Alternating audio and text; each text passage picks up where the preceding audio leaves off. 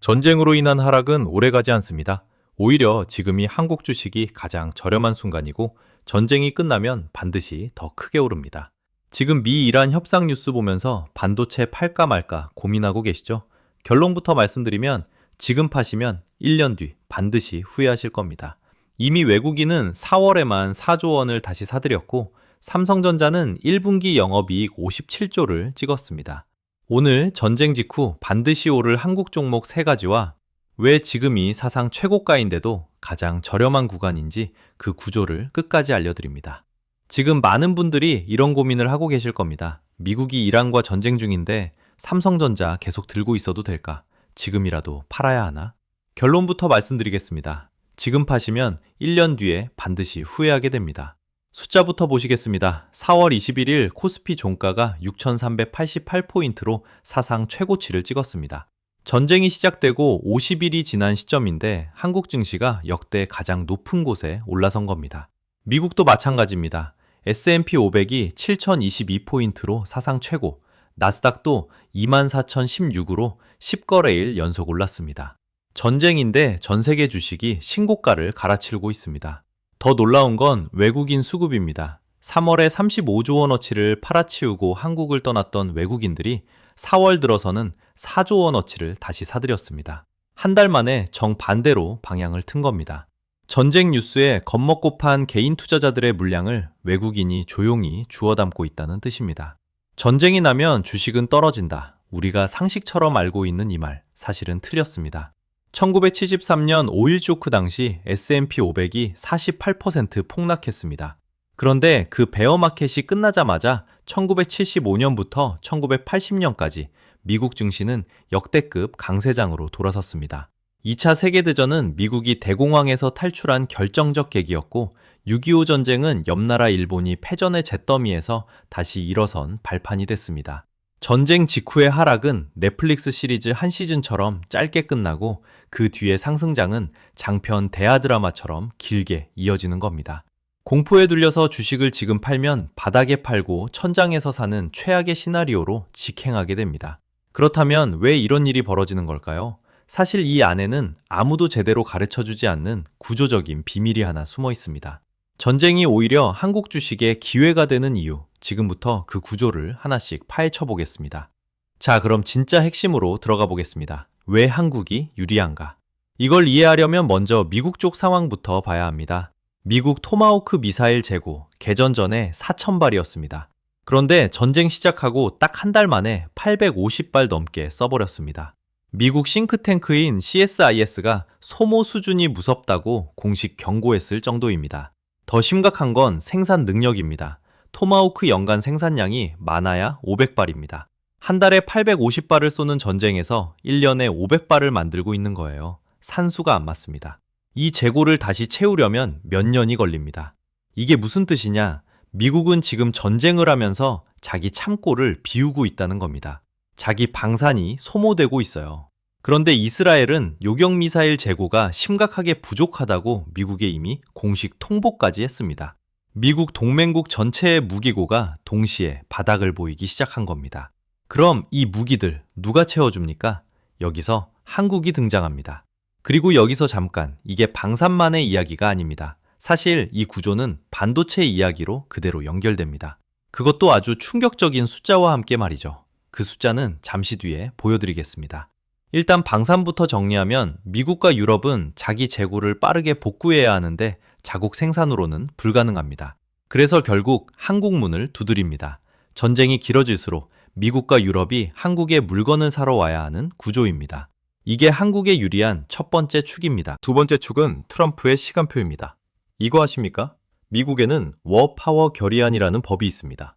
1973년에 만들어진 법인데 의회 승인 없이 대통령이 벌이는 전쟁은 최대 90일까지만 가능합니다. 60일하고 30일 안에 철수, 합쳐서 90일입니다. 오늘 날짜 기준으로 개전한 지 벌써 50일이 지났습니다. 90일 중에 50일이 지났어요. 남은 건 40일입니다.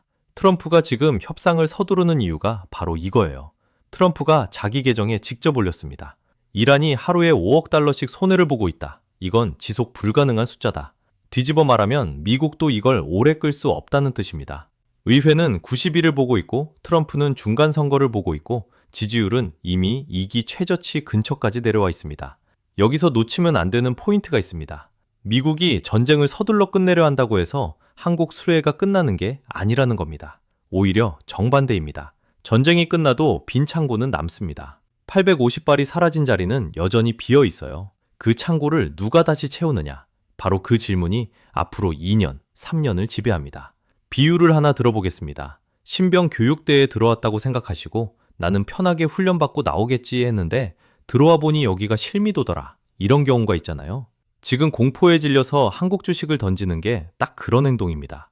가장 고된 순간처럼 보이는 이 지점이 사실은 가장 싼 구간이에요. 여기서 팔면 1년 뒤에 가장 후회할 타이밍에 파는 겁니다. 정리하면 이렇습니다. 미국은 자기 무기고를 비우고 있고 유럽은 이미 재고가 바닥이고 트럼프는 90일 시계를 보면서 협상을 압박하고 그 빈 창고를 채워줄 공장은 결국 한국에 있습니다. 이게 전쟁이 오히려 한국에 유리한 구조의 전체 그림입니다.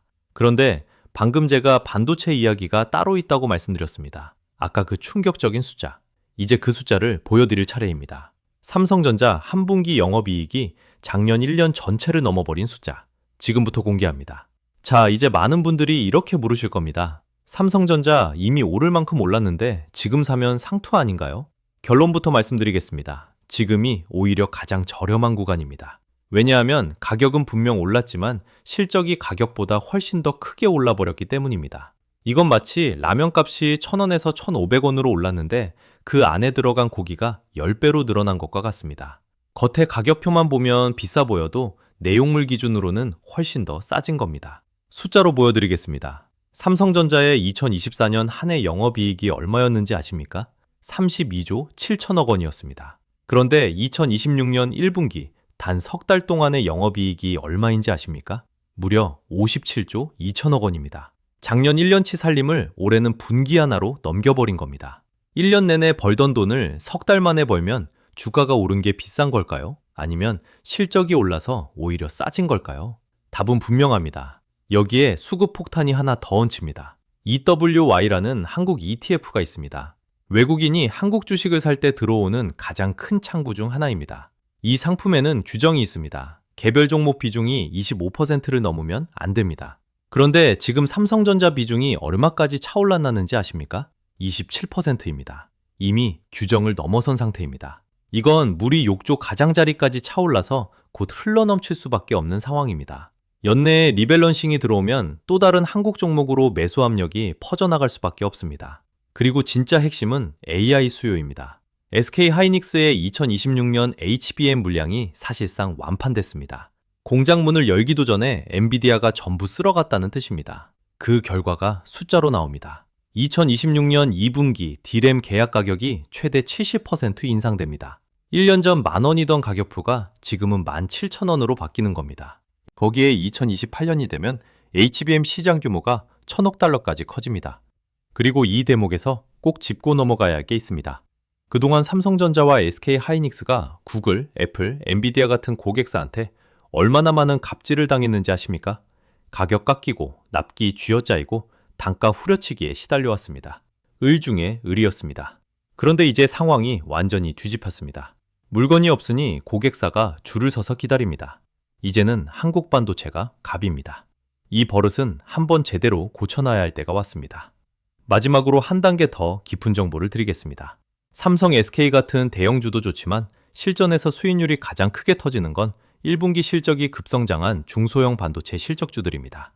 대형주가 2배 갈 때 이런 종목은 3, 4배까지 갑니다. 이 흐름이 앞으로 2, 3년은 더 이어질 가능성이 높습니다. 그런데 말입니다. AI 칩보다 더 충격적인 분야가 하나 더 남아 있습니다. 바로 방산입니다. 전쟁이 끝나도 주문이 멈추지 않는 구조, 지금부터 보여드리겠습니다. 자, 이제 방산입니다. 솔직히 말씀드리면 이 파트가 오늘 영상의 하이라이트입니다. 반도체가 단기 수혜라면 방산은 전쟁이 끝나도 주문이 멈추지 않는 구조입니다. 왜 그런지 지금부터 보여드리겠습니다. 먼저 천궁2 이야기입니다. 우리가 만든 이 요격 미사일이 이번에 UAE에서 실전 배치됐습니다. 이란 측에서 날아온 미사일과 드론 60여 발을 복합 공격으로 퍼부었는데 천궁2가 이걸 받아내면서 기록한 명중률이 96%입니다. 100발 날아오면 96발을 떨어뜨렸다는 겁니다. 그것도 미국 패트리어트의 약 3분의 1 가격으로 말입니다. 전쟁 전까지는 사실 천궁2도 이론이었습니다. 좋다는 말은 많았지만 실제로 쏴본 적이 없었습니다. 그런데 이번 전쟁으로 실전 검증이 끝나버렸습니다. 세계 어떤 바이어가 봐도 답이 나오는 숫자가 찍힌 겁니다. 이 소식이 퍼지니까 바로 다음이 노르웨이였습니다. 노르웨이가 다연장 로켓 시스템을 고르는데 후보가 미국 로키드의 하이마스였습니다. 그 하이마스를 떨어뜨리고 한화 천무를 골랐습니다. 계약 규모가 약 1조 3천억 원입니다. 미국 무기를 제치고 한국이 선택받은 겁니다. 지금 이게 얼마나 큰 사건인지 감이 오십니까? 이게 한 번으로 끝나지 않습니다. 에스토니아가 이미 천무 발사대를 2억 9천만 유로에 도입하기로 했고 핀란드, 스웨덴, 덴마크까지 한국 방산을 검토 대상에 올렸습니다. 북유럽에 K방산 벨트가 만들어지고 있는 겁니다. 중동도 마찬가지입니다. UAE 4조 1,400억, 사우디 4조 3천억, 이라크 3조 7천억. 중동 한 벨트에서만 한국이 따낸 방공망 계약이 합쳐서 약 12조 원입니다. K방산이 나토의 표준으로 올라서고 있다는 말이 괜히 나오는 게 아닙니다. 숫자로도 증명됩니다. 한화 에어로스페이스 영업이익률이 2021년 5%에서 2024년 11.4%로 올라갔습니다. 3년 만에 2배 이상입니다.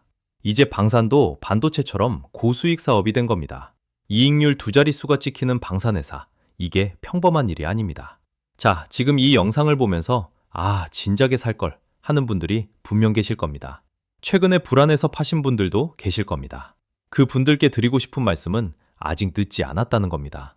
수주장고는 몇 년치가 쌓여 있고 이익은 이제 막 실적에 반영되기 시작했습니다.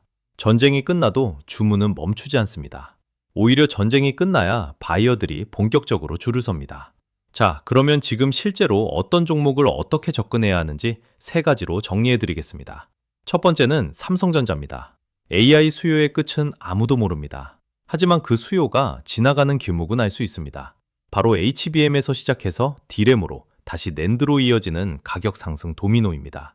KB증권은 삼성전자의 2027년 영업이익을 488조 원으로 전망하면서 글로벌 1위로 올라선다고 봤습니다. 지금 당장 분기 실적이 57조인데 2년 뒤 연간으로 488조가 찍힌다는 얘기입니다. 접근법은 간단합니다. 한 번에 다 사지 마시고 현재가에서 3회로 쪼개서 분할 매수하시면 됩니다. 두 번째는 SK하이닉스입니다. HBM 시장에서는 삼성보다 한 발 앞서 있는 주자입니다. HBM3 양산과 공급에서 선두를 잡았고 경쟁사인 마이크론까지 물량이 완판된 상태입니다. 엔비디아와 마이크로소프트에 직접 공급 계약을 맺고 있다는 점이 핵심입니다.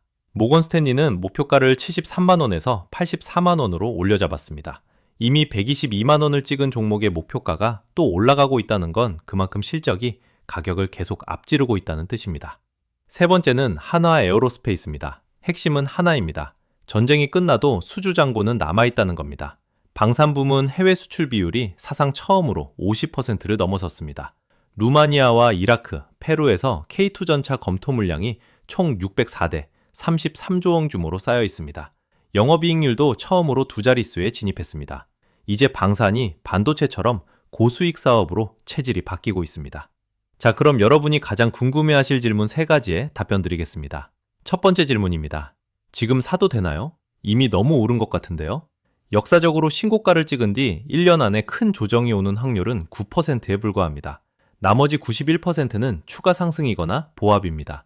한 번에 들어가기가 불안하시면 3번에서 5번으로 나눠서 분할 매수하시면 리스크가 분산됩니다. 두 번째 질문입니다. 방산주는 이미 고점 아닌가요? 아닙니다. 핵심은 수주 잔고입니다. 한화 에어로 같은 경우 수주 잔고가 앞으로 3년에서 5년치가 쌓여 있습니다. 이 수주에서 나올 이익이 아직 실적에 전부 반영되지 않았다는 얘기입니다. 주가는 현재 실적이 아니라 미래 실적을 먼저 반영합니다. 세 번째 질문입니다. MSCI 선진국 지수 편입 변수는 어떻게 봐야 하나요? 2026년 6월에 관찰 대상국 재지정 여부가 결정됩니다. 그리고 2028년 전후에 실제 편입과 자금 유입이 시작될 가능성이 있습니다. 골드만삭스는 실제 편입 시 최대 75조 원의 외국인 자금이 한국 증시로 들어올 것으로 추정했습니다. 이건 아직 주가에 반영되지 않은 숨은 상승 재료입니다. 지금 이 영상을 보면서 진작에 살 걸 하시는 분들이 계실 겁니다. 그분들께 드리고 싶은 말씀은 아직 늦지 않았다는 겁니다. 지금이 가장 저렴한 구간입니다. 자, 이제 앞으로의 그림을 세 가지로 정리해 드리겠습니다. 첫 번째 시나리오, 수요일 2차 협상에서 양해 각서가 체결되는 경우입니다. 브렌트유는 85달러대로 안정되고 원달러 환율은 1,450원 아래로 내려오면서 코스피는 추가로 상승합니다. 반도체와 방산이 동반 상승하는 가장 무난한 흐름입니다. 두 번째 시나리오, 협상이 지연되고 3차 협상으로 넘어가는 경우입니다. 유가는 90에서 100달러 박스권에 머물고 증시도 박스권을 그리게 됩니다. 오히려 기다리면서 분할 매수할 수 있는 기회 구간입니다. 세 번째 시나리오, 협상이 결렬되고 공습이 재개되는 경우입니다. 유가가 100달러를 돌파하면서 방산과 에너지가 급등하고 반도체는 단기 조정을 받은 뒤 다시 반등하는 흐름이 나옵니다. 어떤 시나리오든 체크해야 할 포인트는 네 가지입니다. 수요일 2차 협상의 양해각서 체결 여부, 트럼프 대통령의 SNS 톤 변화, 이란 혁명 수비대의 독자 도발 유무, 그리고 미국 휘발유 가격이 갤런당 4달러 선을 방어하는지입니다. 이 네 가지만 챙겨보셔도 시장의 방향을 먼저 읽으실 수 있습니다. 마지막으로 꼭 드리고 싶은 말씀이 있습니다. 앞으로의 경제는 생활 물가는 오르는데 주식시장은 더 좋아지는 양극화가 진행될 가능성이 높습니다. 지금 이 시장에 참여하지 않으면 그 격차는 시간이 갈수록 더 벌어집니다. 전쟁이 끝나는 날, 한국 반도체와 방산은 다시 한번 역사를 씁니다. 그 역사의 한 자리를 오늘부터 분할 매수로 준비해 두시기 바랍니다. 영상이 도움이 되셨다면 구독과 좋아요 부탁드립니다.